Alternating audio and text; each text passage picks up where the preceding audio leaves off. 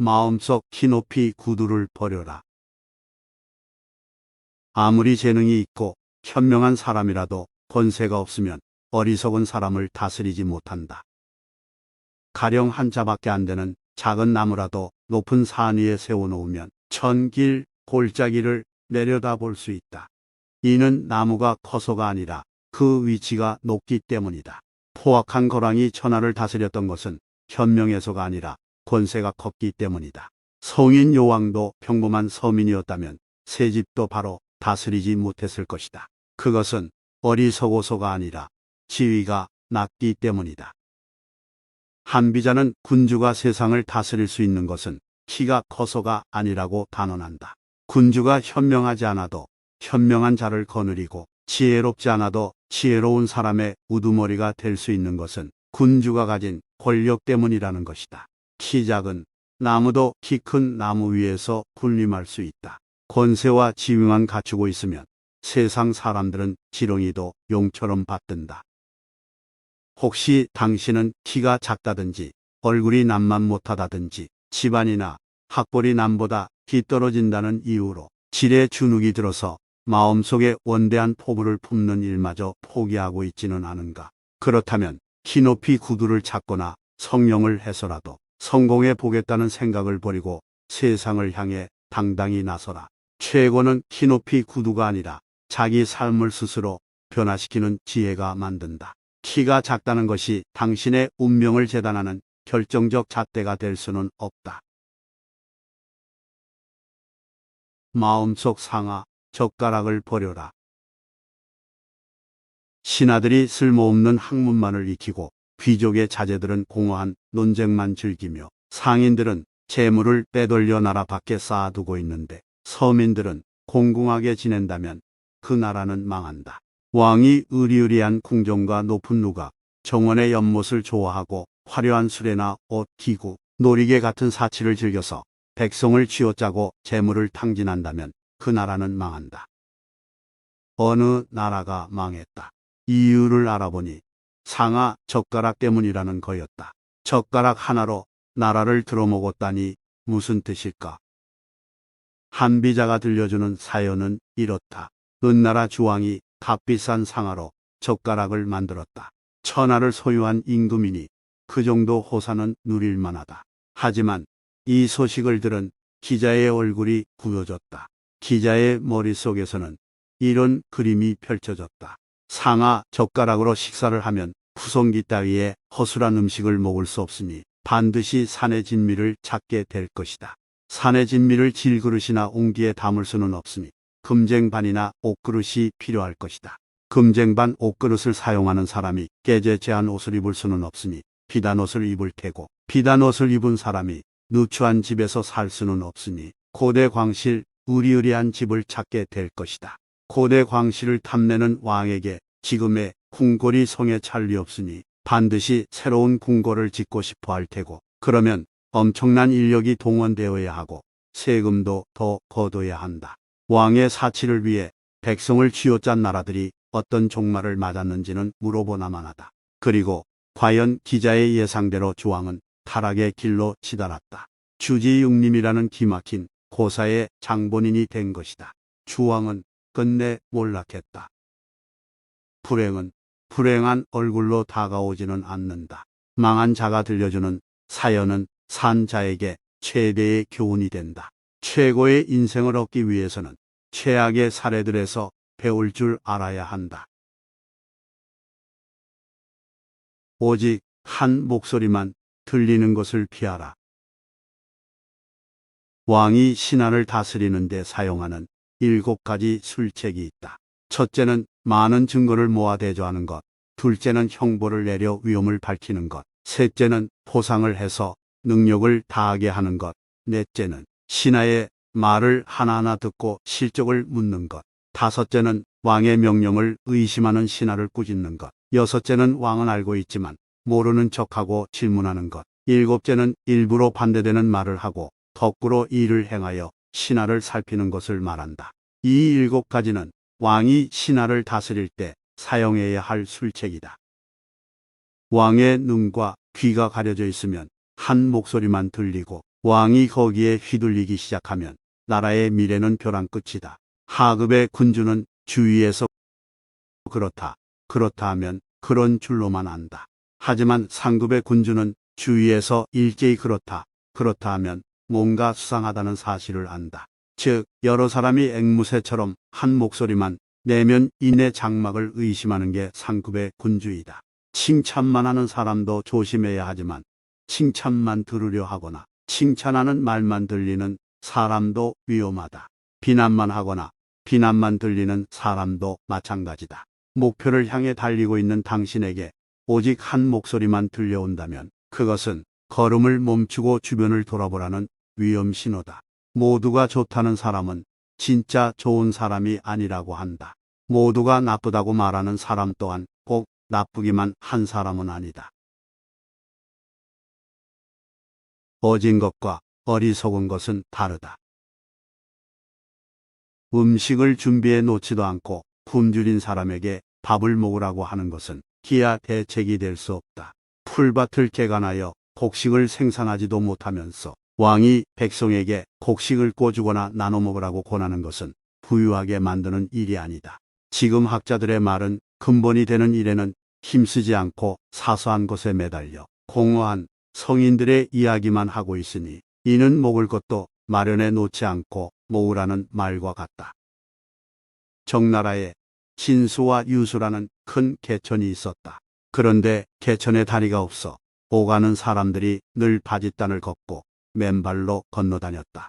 어느 날 재상인 자산이 지나가다가 그 광경을 보고 이를 딱히 여겨 자기 수레에 사람들을 태워 강을 건너게 해주었다. 요즘으로 치면 총리쯤 되는 공직자가 시골길을 가는 노인을 관용차로 태워다 준 셈이다.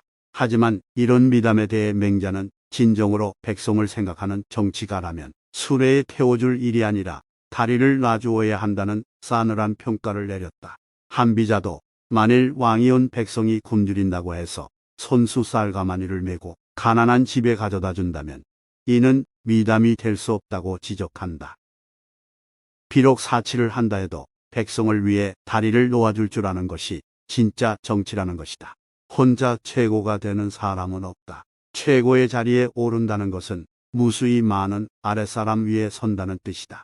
아랫사람들을 거느리는 위치에 있는 사람이라면 무엇부터 해야 하는지를 한비자는 많은 고사를 통해 일러주고 있다.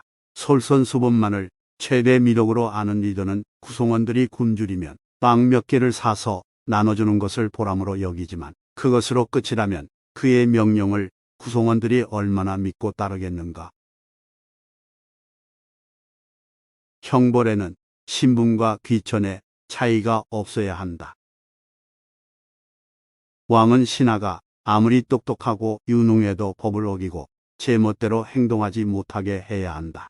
아무리 뛰어난 행동을 했다 해도 실제 공로 이상의 보상을 해서는 안 되며 아무리 충성스럽다 하더라도 법을 어겼을 때 그냥 넘어가서는 안 된다. 이러한 일을 가리켜 법을 밝히는 것이라고 일컫는다. 고관 대작 중에는 온갖 불법과 편법을 저질러 나라를 어지럽히는 경우가 많다. 특권층일수록 법을 무시함으로써 자신을 과시하려는 경향이 있다. 문제는 그런 사람일수록 나라의 중요한 일을 맡고 있어서 섣불리 처단했다가는 나라의 일이 제멋대로 돌아가지 않을 수도 있다는 것이다. 그렇다면 그의 잘못을 국정이 눈감아주고 비겁거리지 않도록 하는 게 현명하지 않을까. 사실 이것은 모든 군주들이 머리를 싸매고 고민했던 문제 중 하나다. 한비자는 중대한 범죄는 늘 존귀한 대신들에 의해 저질러졌지만 법은 언제나 비천한 사람들만 처벌한다. 그래서 백성들은 더욱 절망하고 억울해한다고 말했다. 억울한 백성들이 많아질수록 그 나라가 온전히 돌아갈 리 없다. 한비자는 법치가 이루어지려면 법 위에 군림하려는 자부터 법 아래 두어야 한다고 보았다. 왕이 나라 일에 어두워 법도가 사라지면 관리들은 함부로 권력을 휘두르고 관리가 권력을 장악하면 견제할 사람이 없어지기 때문이라는 것이다. 하지만 형벌의 신분과 귀천에 차이가 없어야 한다는 형무 등급의 원칙은 오늘에 이르기까지도 풀리지 않는 숙제로 남아있다. 눈에 보이지 않는 칼이 더 무섭다. 옛말에 이렇게 일렀다. 왕은 하고 싶은 것을 밖으로 내비쳐서는 안 된다. 만일 왕이 하고 싶은 것을 내비치면 신하는 거기에 맞춰 잘 보이도록 꾸미게 된다. 또 왕은 자신의 속뜻을 겉으로 드러내서는 안 된다. 왕이 자기 속마음을 드러내면 신하는 반대되는 의견은 감추고 왕 뜻에 맞는 의견만을 내놓는다. 또 이렇게도 말했다. 왕이 좋아하고 싫어하는 취향을 드러내지 않으면 신하는 자기 본심을 드러낸다. 왕이 지혜와 지략을 감추면 신하는 왕의 능력을 헤아릴 수 없어 스스로 조심한다. 밑빠진 잔은 아무리 천금짜리 옥잔이라 해도 이미 잔이 아니다. 큰일일수록 비밀이 유지되어야 성공하는데 왕의 입에서 말이 줄줄 새면 아무리 높은 자리에 있어도 대접받지 못한다. 입이 싸면 사람도 값싸지듯이 왕의 입이 가벼우면 나라마저 가벼워진다. 한비자는 주도편에서 군주의 통치술에 대해 왕은 신하들의 행실을 보고도 보지 못한 듯, 들어도 듣지 못한 듯, 알아도 알지 못한 듯 운신해야 한다고 강조했다. 군주는 귀가 있어도 감추고 입이 있어도 닫아야 한다는 뜻으로 왕이 함부로 본심을 드러내면 반드시 우환이 따른다는 경고다. 왕은 웃어도 소리가 없고 울어도 눈물을 흘리지 말아야 한다. 왕은 보이지 않아야 한다. 투명 인간처럼 있어도 보이지 않으면 신하들이 두려움에 떤다. 보이지 않는 칼이 더 무섭다. 내 칼을 감춤으로써 마음을 베는 것, 그쯤 되어야 황제의 법술이다. 만족할 줄 모르는 것보다 더 큰 재앙은 없다. 성인은 옷이 추위를 견딜만 하고 음식은 허기를 채울 정도면 그것으로 만족하기에 근심이 없다. 그러나 세상 사람들은 그렇지 않다. 크게는 제후가 되려 하고 작게는 천금의 재산을 쌓아두려 하니 욕심을 인한 근심이 떠나지 않는다. 죄를 지은 사람은 용서받을 수 있고 사형수도 때로 살아날 수 있지만 지금 만족을 모르는 사람은 죽을 때까지 근심 속에서 산다.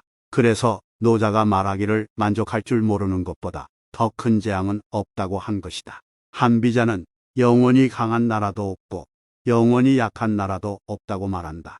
이 당연한 말이 천하의 명언이 되어 두고두고 전해진다는 것은 권력자들의 어리석음을 반증해 준다. 자신에게 레임덕은 없다고 호언장담하는 위정자들이 그런 부류다. 자신의 제국이 영원하다고 믿는 황제야말로 제국의 적이라고 할 수 있다. 떠날 때 떠나지 못하면 재앙이 다가온다. 절제와 금융이라는 제동 장치를 잊은 탓에 권력의 최정상에서 하루아침에 나락으로 굴러떨어지는 사례를 우리는 오늘도 언론을 통해 자주 목격하고 있다. 히말라야 같은 고산 등정은 무사히 하산을 마쳐야 완등 기록을 인정받는다. 정상을 밟았더라도 추락사고 등으로 목숨을 잃으면 그것은 실패한 등정에 불과하다. 권력도 마찬가지다. 정상에 오르는 것뿐만이 아니라 하산까지 무사히 마쳐야 성공한 권력이라고 평가받는다. 정상만을 목표로 삼는 사람들은 결코 권력이라는 산을 정복할 수 없다. 너도 나도 앞을 다투며 달려가는 길이라면 그대는 발길을 멈춰라. 미련이 많을 때는 미련 없이 돌아서라. 인생에는 달릴 때가 있고 멈출 때가 있다. 가장 떠나기 싫을 때가 실은 바로 떠나야 할 때다.